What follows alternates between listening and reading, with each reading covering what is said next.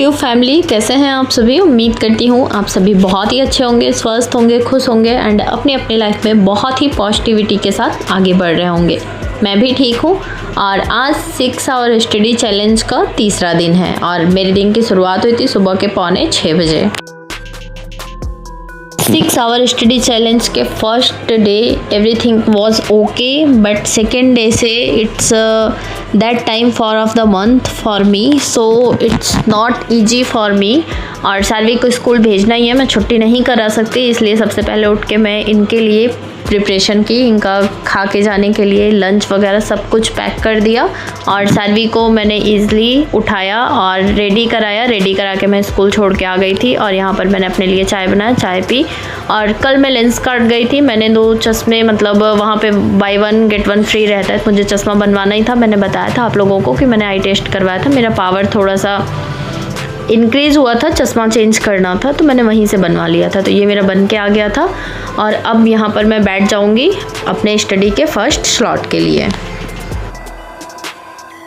यहाँ पर मैं अपना वही एंशिएंट हिस्ट्री ओल्ड एनसीईआरटी की सार संग्रह पढ़ रही थी और अभी इसमें मैं पहुँच गई मगध राज का उत्कर्ष। और उसके बाद फिर मुझे आज जाना पड़ेगा अपनी स्कूटी की हेडलाइट सही करवाने के लिए। मतलब कोई काम मेरा रुक नहीं सकता, जो भी छोटा काम बड़ा सा काम मुझे खुद ही मैनेज करना होता है और हेडलाइट के बिना काम भी नहीं चलेगा, क्योंकि शाम को मैं सार्वी को लेके जाती हूँ तो 7 सवा 7 ऐसे बज जाते हैं और अंधेरा हो जाता है, तो वो मुझे ठीक ही कराना है। और इसलिए भी ठीक कराना है कि अभी मैंने कल ही स्कूटी खुलवाई थी, मतलब देवर मेरे बनवाए थे। मैंने आप लोगों को कल के ब्लॉग में बताया था कि गिरा दिया था किसी ने, शीशा ब्रेक हो गया था, तो वो स्विच में कुछ प्रॉब्लम रह गई, मैंने नोटिस नहीं किया, हेडलाइट जल नहीं रही है। तो उसको मैं सोची कि अभी सुबह में अगर मैं चली जाऊंगी तो भीड़ कम होगी और मुझे फटाफट बना के दे देंगे। और हुआ भी ऐसा ही, मैं सुबह में ही चली गई 9:30 बजे 1 घंटे पढ़कर, और वहाँ पर मुझे 10-15 मिनट लगे, उन्होंने बना के मुझे दे दिया। और उसके बाद मैं फिर वापस आ गई और फिर तुरंत मैं बैठ गई अपने स्टडी में।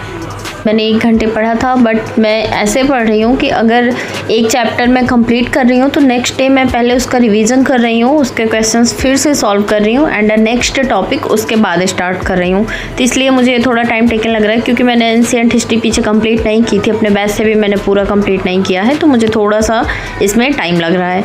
तो यहाँ पर मैंने अपना जो चैप्टर था वो कंप्लीट किया और लगभग 11:30 बज गए थे। 11:45 बजे मुझे सार्वी को लेने जाना होता है, तो मैं नहाई नहीं थी, मैंने सोचा मैं फटाफट से नहा लेती हूँ।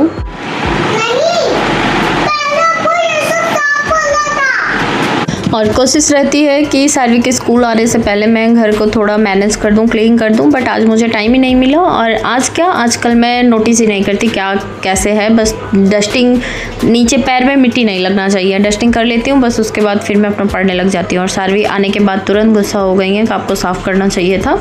फिलहाल मैंने उनका सामान सारा समेट के रखा। वो खाने के लिए फ्रूट्स मांग रही थी, मैं उनको लंच में बहुत कम ही फ्रूट्स देती हूँ, क्योंकि काट के देने के बाद वहाँ पे जब तक खाती हैं तब तक ब्लैक हो जाता है और बचा के लाती हैं तो भी इसका कोई यूज़ नहीं रह जाता। इसलिए मैं इनको सब्जी रोटी, सब्जी पराठा, सैंडविच या फिर अप्पे बना के, इडली बना के ऐसा कुछ लंच में दे देती हूँ और फ्रूट्स आने के बाद देती हूँ अगर इनका मन होता है तो, अदरवाइज़ शाम को देती हूँ।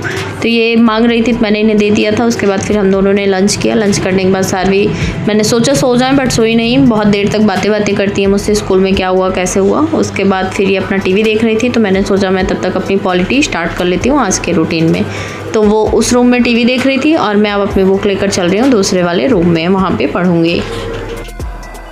6 आवर स्टडी चैलेंज के फर्स्ट डे के ब्लॉग में मैंने थोड़ा सा एजुकेशन के ऊपर, गवर्नमेंट के ऊपर बात कर लिया था और मैंने क्लियरली मेंशन किया था कि मैं किसी भी पार्टी को सपोर्ट नहीं करती हूँ। मैं बस चाहती हूँ कि जो भी चीज़ें हैं वो सुलझ जाएं और अच्छे से वर्क हो, जैसा प्रॉपर होना चाहिए। एंड क्या चल रहा है मुझे लग रहा है किसी से छुपा नहीं है। और मैंने थोड़ा सा बोल दिया था इसके लिए से कुछ लोग मुझे इंस्टा पे डायरेक्ट मैसेज करके मतलब बहुत कुछ बोलने लगे कि मैं सपोर्ट कर रही हूँ सीजेपी को, और अगर एक बार मोदी हट जाएंगे उसके बाद फिर देखो क्या होता है, ऐसा वैसा, मतलब जो भी है बहुत सारा मैंने सुना। तो मुझे बिल्कुल भी फ़िलहाल अच्छा नहीं लगा, क्योंकि मैंने यहाँ पे क्लियरली मेंशन किया था कि मैं किसी पार्टी को सपोर्ट नहीं कर रही हूँ और मैं करना भी नहीं चाहती हूँ। मैं बस चाहती हूँ कि जो भी चीज़ें हैं, जो भी डिफ़िकल्टीज़ हैं हमारी लाइफ में वो आसान हो जाए, क्योंकि एक नॉर्मल स्टूडेंट के लिए इतना सब कुछ फेस करना पड़ रहा है। एंड हम किस तरह से पढ़ रहे हैं, मर के कैसे कैसे टाइम मैनेज कर रहे हैं, तो हमारा इसमें तो कोई सुनवाई नहीं होगा अगर सच में देखा जाए तो। जैसे कि अभी हुआ था ना 2023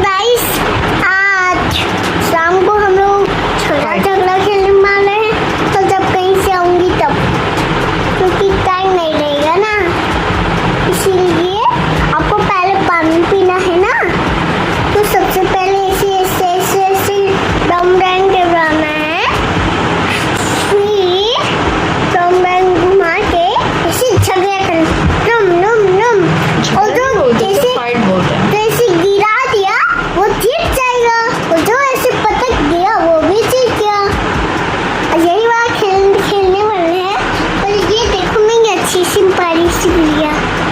देखो अच्छी है पर इसका नाम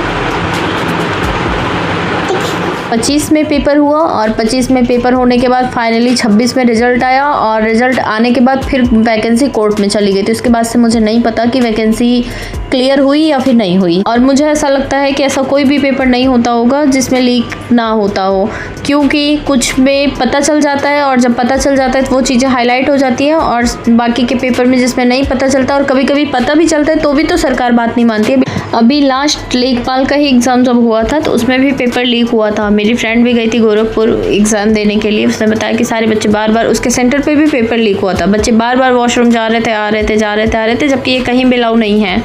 और गवर्नमेंट ने क्या किया कि हाँ ठीक है, मतलब एक्सेप्ट ही नहीं किया। और तो और जिस तरह से चीज़ें चल रही हैं अभी, जैसे लाठीचार्ज वगैरह हुआ, अगर सरकार आराम से बात कर ली होती पहले ही तो मुझे ऐसा नहीं लगता कि ये चीज़ें इतने बड़े लेवल पे होती।